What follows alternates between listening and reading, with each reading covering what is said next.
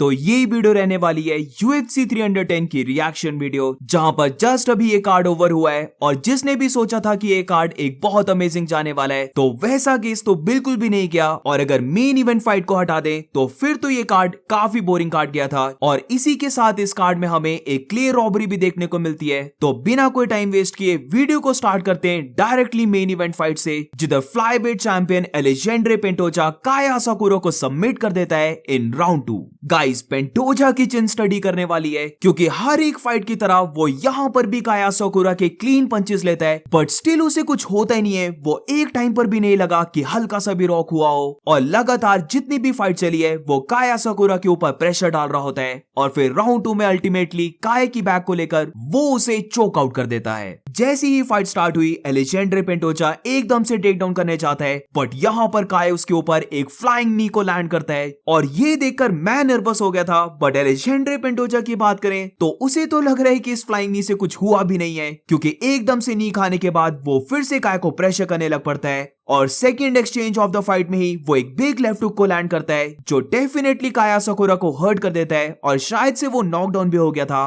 और वहां से फाइट ग्राउंड में चले जाती है। अब फीट में अगर बात करें तो डेफिनेटली फर्स्ट राउंड में काया साकुरा ज्यादा फास्ट था और उसने जो पंचेस लैंड किए वो उसने काफी क्लीन किए। वो हेड किक के लिए भी जा रहा था। वेरएस एलेजेंड्रे पेंटोजा की बात करें तो मेजॉरिटी राउंड 1 में तो वो बस प्रेशर को ही मेंटेन रख रहा था और फिर उसके बाद जैसे जैसे वो काया साकुरा की रीड लेने लग पड़ा वो अपने 1-2 पंचेस से अटैक करता है, जो बेशक काया के ऊपर लैंड तो नहीं हो रहे थे बट ये पंचेस सेटअप कर रहे थे उसकी बॉडी किक्स को, जो उसने मल्टीपल टाइम्स ही राउंड 1 में थ्रो कर दी थी। अब जैसे मैंने कहा कि काया साकुरा फर्स्ट राउंड में काफी फास्ट था, तो इसीलिए जब भी वो अपनी लेग किक्स या फिर पंचेस को लैंड कर रहा था तो वो एकदम से सर्कल अराउंड करके उस डेंजर से निकल जा रहा था, जिसकी वजह से एलेजेंड्रे पेंटोजा को राउंड 1 में काया को बहुत ज्यादा चेस करना पड़ा। बट जब राउंड 2 की बात करते हैं तो यहाँ पर एलेजेंड्रे पेंटोजा भी अपनी स्पीड को दिखाने लग पड़ा और फिर एक ऐसी मूवमेंट आती है जहां पर वो एकदम से काया को ग्रैब कर लेता है और बहुत ही जल्दी उसके ऊपर जंप करके उसकी बैक को ले लेता है केज की साइड।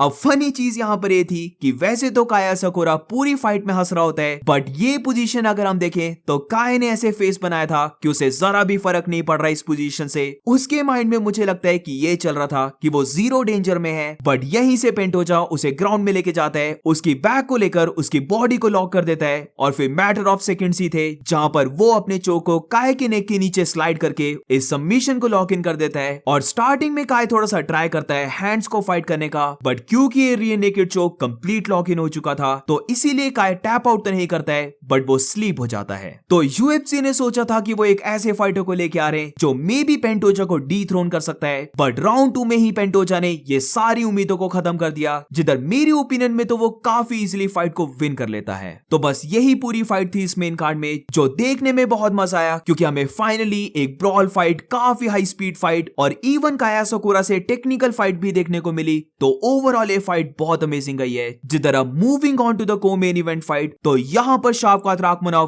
काफी क्लोज वे से इयन गैरी को बीट कर देता है बाय यूनानिमस डिसीजन। अब एक बात मैं यहां पर क्लियर कर देता हूं कि इवन दो यहां पर शावकात विन किया है और इयन गैरी ने फाइट को लूज किया है, बट मुझे लगता है कि इस फाइट के बाद इयन गैरी के स्टॉक ज्यादा रेज हुए होंगे और शावकात के स्टॉक्स, जितना उसे डेंजरस फाइटर बोला जाता था, 18 फाइट्स 18 फिनिशेस, वो जो boogie man of the welterweight division था, वो अब मुझे लगता है खत्म हो चुका है। ये चीज मैंने पहले भी बोली थी कि इयन गैरी को काफी लोगों ने अंडर एस्टिमेट किया था, बट इस फाइट से हमें ये भी देखने को मिलता है कि मे बी शावकात को हमने बहुत ही ज्यादा ओवररेटेड कर दिया था और फाइट में बेसिकली इसका कंप्लीट ऑपोजिट हुआ है, क्योंकि most of the takedown Ian Gary defend कर लेता है और राउंड 5 में तो वो शावकात को ग्राउंड में लेके चले जाता है। अब पहले के 2 और राउंड 4 शावकात ने जीता है, बट अगर हम पहले के 2 राउंड्स को देखें तो ज्यादा इन राउंड्स में तो हुआ ही नहीं है, जहां पर राउंड 1 शावकात सिर्फ इसीलिए जीता है क्योंकि उसने लास्ट मिनट में वो एक बिग राइट हैंड को थ्रो किया था, जहां पर अगर वो इस पंच को थ्रो नहीं करता तो ये फाइट इयन गैरी विन कर जाता। तो बेसिकली ये पूरी फाइट का रिजल्ट आया सिर्फ उसे एक बड़े पंच से और इसीलिए ये फाइट बहुत ही ज्यादा क्लोज गई है। तो जैसे मैंने कहा राउंड 1 में बेसिकली क्लिंच वर्क ही हुआ है, whereas end of the first round में Ian Garry couple of leg kicks को थ्रो करता है, बट यहाँ पर शावकात अपने लाइट जैब से एक ब्यूटीफुल राइट पंच को सेटअप करके एकदम से इयन गैरी को स्टन कर देता है। उसका हेड थोड़ा सा स्नैप बैक हो गया था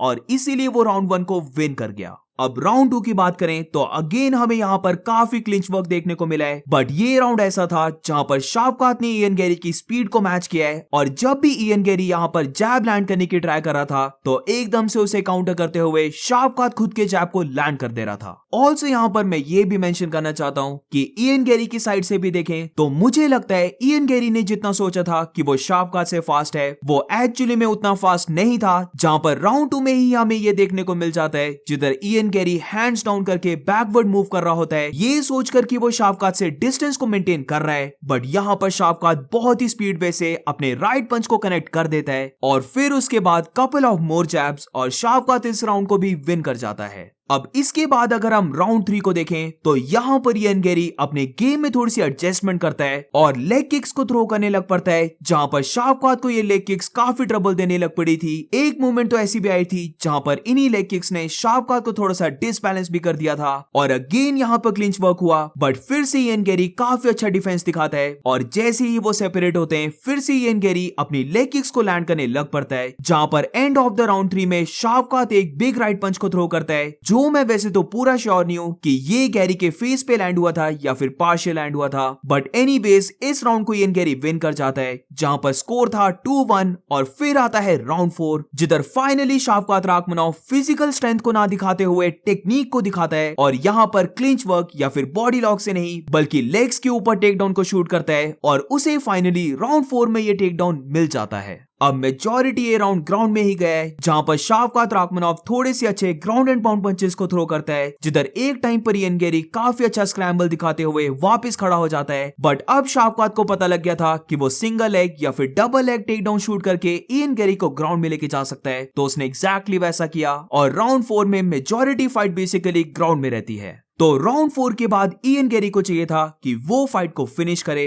जहां पर राउंड 5 की बात करें तो ये राउंड अभी तक के सारे राउंड्स में से सबसे एंटरटेनिंग गया, जहां पर शावकात फिर से इयन गैरी के ऊपर टेक डाउन को शूट करता है, बट इयन गैरी का लग रहा था कि वो रियली अपनी ग्रैपलिंग को बहुत सीरियसली ले रहा है क्योंकि वो बहुत ही अच्छे वे से अपने बैलेंस को मेंटेन रखकर सर्कल अराउंड करके शावकात के ऊपर ही टॉप पोजीशन को बना लेता है। ये चीज हम उन फाइटर से देखते हैं जिनको ग्राउंड में बहुत ज्यादा एक्सपीरियंस होता है, बट ये चीज इयन गैरी ने करके दिखाई जहां पर फिर वो शावकात की बैक को ले लेता है, उसकी बॉडी को लॉक करके वो बहुत ही ज्यादा क्लोज आ गया था वो चोक को भी लॉक इन करने में, जहां पर वो अपने हैंड्स को तो लॉक इन कर देता है, बट यहां पर शावकात ने काफी अच्छा डिफेंस दिखाया क्योंकि वो अपनी यहां पर नेक को टग इन करके रखता है, जिसकी वजह से ये जो लॉक था ये गर्दन के नीचे नहीं गया था और ये बेसिकली चिन पे लगा था, जिसकी वजह से शावकात इस चोक को डिफेंड कर लेता है और फिर इसी पोजीशन को रिवर्स करके वो इयन गैरी के ऊपर टॉप पोजीशन को बना लेता है, जहां पर लास्ट 10 सेकंड्स में जब दोनों के बीच में सेपरेशन आती है तो इयन गैरी फिर से कपल ऑफ पंचेस को लैंड करता है और ये फाइट ओवर हो जाती है। तो बहुत ही ज्यादा क्लोज फाइट और टू बी ऑनेस्ट मैंने जरा भी एक्सपेक्ट नहीं किया था कि ये फाइट इतनी क्लोज जाने वाली है, और वैसे तो ये एक्साइटिंग था देखना कि कौन सा फाइटर डिफीट होने वाला है, बट ओवरऑल ये फाइट भी मैं बोलूंगा इतनी ज्यादा एंटरटेनिंग नहीं गई है क्योंकि मेरी तरह मुझे लगता है काफी लोगों ने इस फाइट से बहुत ज्यादा एक्सपेक्टेशंस रखी होंगी,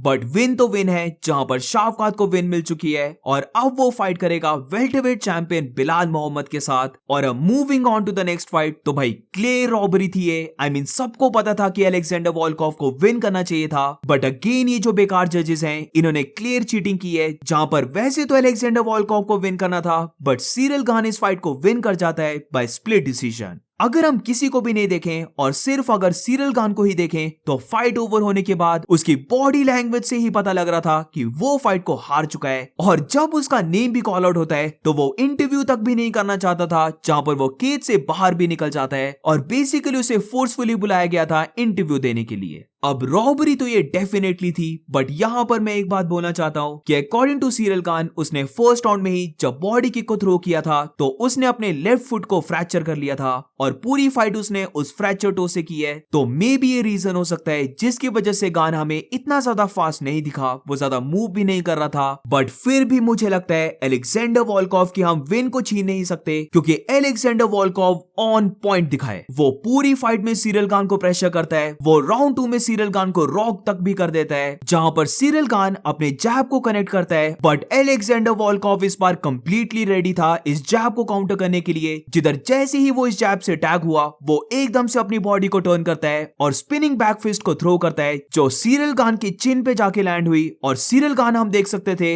इस पंच से हर्ट हो गया था। और फिर राउंड 3 की बात करें तो मेरी समझ से बाहर है कि कैसे ये राउंड सीरियल खान को कोई दे सकता है, क्योंकि बस उसने इस पूरी फाइट में किमोरा लॉक लगाने की ट्राई कर रहा था, जो बेसिकली नोवेयर नियर था लगने के। वेयरएज अलेक्जेंडर ने वैसे तो ज्यादा कुछ नहीं किया है, बट एटलीस्ट वो थोड़े से पंचेस को थ्रो कर रहा था। और इसीलिए मेरी ओपिनियन में तो ये क्लियर रॉबरी थी और अलेक्जेंडर वॉल्कोव को विन करना चाहिए था। बट डिसीजन आता है सीरियल खान के फेवर में, जहां पर वो फाइट को विन करता है बाय स्प्लिट डिसीजन। और moving on to the next fight, तो ये फाइट ब्राइस मिचेल विन कर जाता है बाय राउंड 3 नॉकआउट। जहां पर I told you guys, Kron Gracie एक इतना अच्छा फाइटर नहीं है। वो पता नहीं क्यों गार्ड को पुल कर लेता है और बेसिकली ऐसा लग रहा था कि क्रॉन ग्रेसी गोदी में बैठना चाहता है ब्राइस मिचेल के, जहां पर वो जंप इन करके एकदम से ब्राइस को हक कर रहा था। और टेक डाउन सिक्योर करने के लिए ब्राइस को कुछ भी नहीं करना था, उसे बस अपने वेट को ड्रॉप करना था ग्राउंड की तरफ। और वही वो करते हुए सारे राउंड्स में क्रॉन ग्रेसी को ग्राउंड में लेके गया है। ज्यादा कुछ है नहीं यहाँ पर एक्सप्लेन करने का। जिधर सब जानते थे कि फीट में ब्राइस मिचेल के पास एक स्लाइट एज है, तो वो उसने इस फाइट में यूटिलाइज किया। और बेशक ग्राउंड में जितना भी स्केरियस्ट जूजित्सु फाइटर आ जाए, बट अपनी बैक से सबमिशन को निकालना बहुत ही ज्यादा मुश्किल रहता है। ये चीज हम इस फाइट में भी देख चुके, जहां पर राउंड 3 में फिर वो मूवमेंट आती है जिधर अगेन ब्राइस मिचेल की गोदी में बैठने के लिए क्रॉन ग्रेसी जंप इन कर जाता है। बट यहाँ पर ब्राइस मिचेल अपने फोर आर्म को क्रॉन ग्रेसी के नेक के ऊपर रखता है, उसे बॉडी स्लैम करता है। और इस स्लैम को देखने पे भी ये लगा, और ब्राइस मिचेल ने भी ये बोला है कि जब उसने ग्रेसी को स्लैम किया तो इस फोरआर्म की वजह से उसे फील हुआ कि क्रॉन ग्रेसी पार्शियली आउट हो चुका है। और फिर यही देखते हुए ब्राइस मिचेल 2 बिग एल्बोस को थ्रो करता है, जो क्रॉन ग्रेसी को नॉकआउट कर देता है। और अब moving on to the next fight, तो जिनको भी टेक्निकल फाइट देखने में मजा आता है, तो ये फाइट उनके लिए थी, जहां पर डो हू चॉय लेट लैंडवर्क को कंप्लीटली शट डाउन करके यूनानिमस वे से फाइट को विन कर जाता है। टेक्निकल पंचेस, स्पीड बोलो या फिर इवन हम ग्राउंड गेम को भी ले आए, हर जगह डो हू चॉय ने लेट लैंडवर्क को डोमिनेट किया है। जिधर जैसे कमेंटेटर्स बोल रहे थे कि सब सरप्राइज थे कि डो हू चॉय ने अपनी ग्रैपलिंग को बहुत ज्यादा इंप्रूव कर लिया है, और अब not only in striking but अब वो ग्राउंड गेम भी काफी अच्छी कर रहा है। जहां पर नेट लैंडवर्क जो चाहता है कि उसके साथ उसका ओपोनेंट ब्रॉल करे, तो वो यहाँ पर डो हू चॉय ने उसे दिया ही नहीं। जहां पर 1-2 पंचेस को लैंड करके,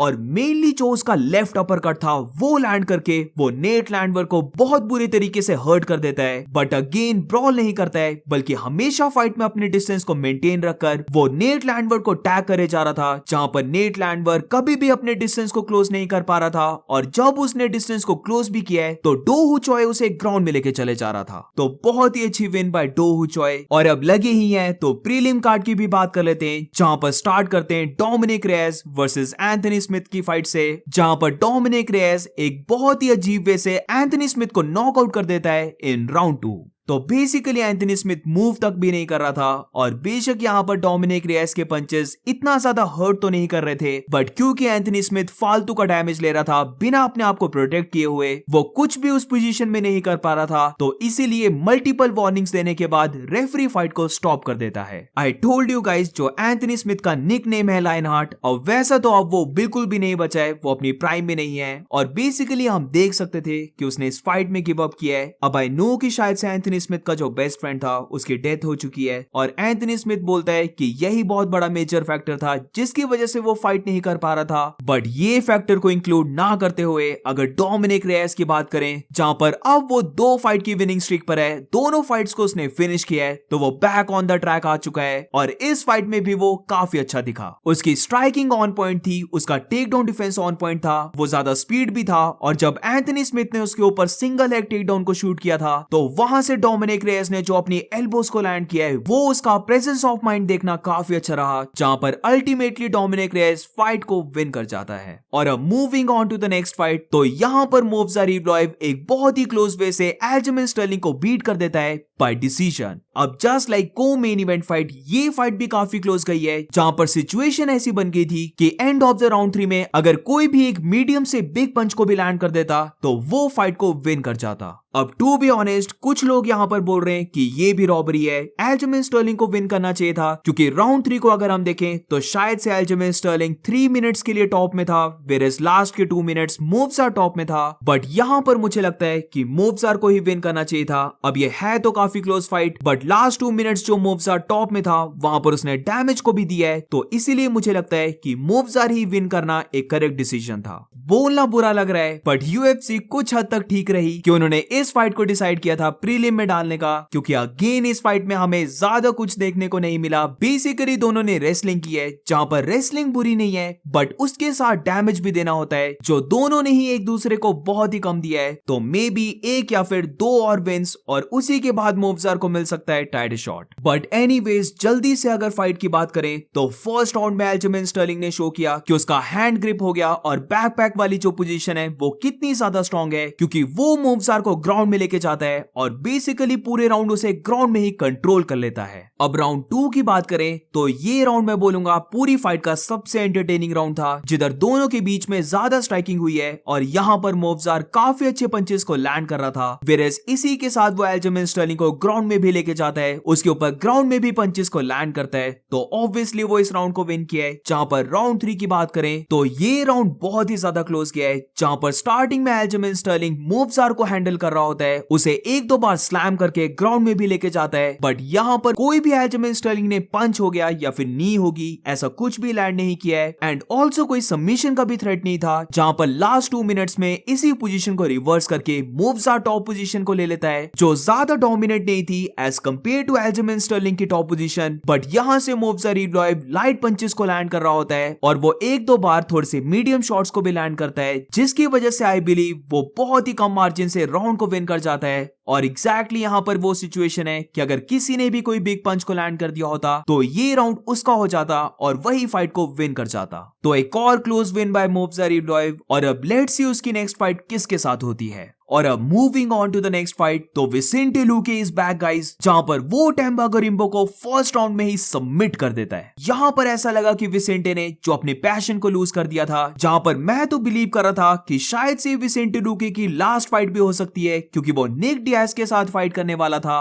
बट नो गाइस, विसेंटे लुके का पैशन वापस आ चुका है, वो फिर से 100% एफर्ट डालकर फाइट करना चाहता है। और यहाँ पर हम देख सकते थे विसेंटे लुके अपनी पावर और स्पीड को शो करते हुए 3 पंच कॉम्बिनेशन को थ्रो करता है, जहां पर इस कॉम्बिनेशन का पहला ही पंच लैंड हुआ और वही टेम्बा गरिम्बो को ग्राउंड में गिरा देता है। और यहां से एकदम से बिना कोई टाइम वेस्ट किए विसेंटे लुके डास जो को कंप्लीटली लॉक इन कर देता है और 45 सेकंड्स में ही ये फाइट ओवर हो जाती है। तो ग्रेट विन बाय विसेंटे लुके, और उसने शो कर दिया कि ना तो वो रिटायर हो रहा है, ना तो वो लो लेवल फाइटर्स के साथ फाइट करना चाहता है, बल्कि वो चाहता है कि वो लैडर को क्लाइम करके टॉप 10 में आए, वो वापस टॉप 5 में आए और अल्टीमेटली बेल्ट के लिए फाइट करे। तो ये देखना अमेजिंग था। एंड दैट्स इट गाइस, ये थी पूरी वीडियो। जैसे मैंने कहा कि ये कार्ड ज्यादा एक्साइटिंग कार्ड नहीं था, बल्कि समवट थोड़ा सा बोरिंग साइड में था, और एलेशेंड्रे पिंटोचा ने इस कार्ड को सेव कर लिया। बट ये तो मेरी ओपिनियन थी। So what do you guys think about this card? तुम्हें ये कार्ड कैसा लगा? Do let me know in the comments, और मिलते हैं नेक्स्ट वीडियो में।